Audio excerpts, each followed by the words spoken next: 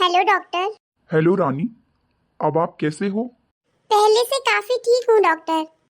क्या ओसीडी को लेकर आपकी सोच में कुछ बदलाव आया है?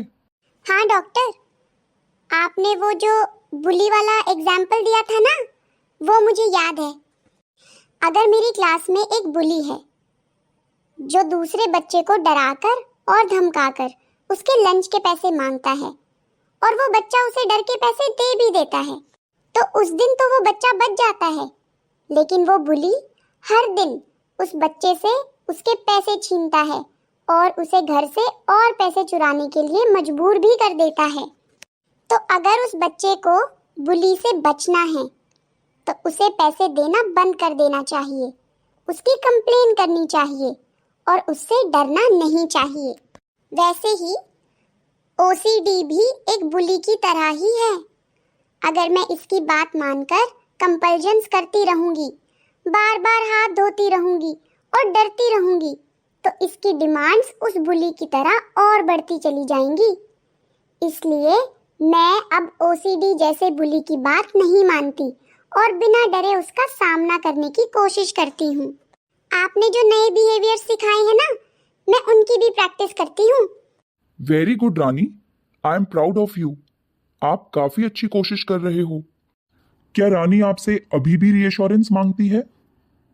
पहले से तो काफ़ी कम डॉक्टर, लेकिन कभी रानी मुझसे बार बार तसल्ली मांगती भी है तो मैं उसे याद दिलाती हूँ कि ऐसा करने से ओसीडी के लक्षण और बढ़ सकते हैं। और अब रानी हमें बार बार हाथ धोने के लिए भी नहीं बोलती है। Very good. डॉक्टर, अब मैं अपने दोस्तों के साथ खेलने भी जाती हूँ।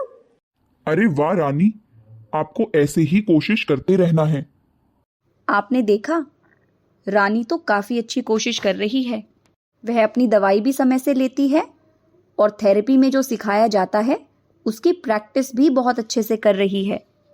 रानी के थेरेपिस्ट ईआरपी यानी exposure and response prevention therapy की मदद से उसकी बार बार हाथ धोने और नहाने में अत्यधिक समय लगाने की समस्या को कम कर रहे हैं।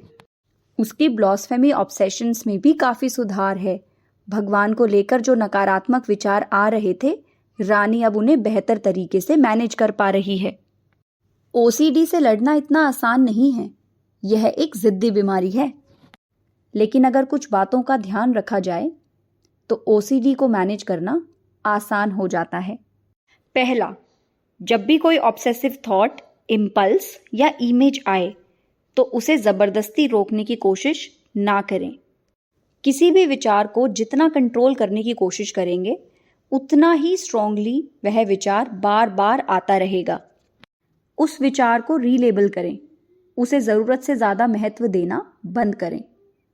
हम थॉट को कंट्रोल नहीं कर सकते, लेकिन व्यवहार को कर सकते हैं। तो ऑब्सेशंस को रोकने की बजाय खुद को कंपल्जन्स करने से रोकें।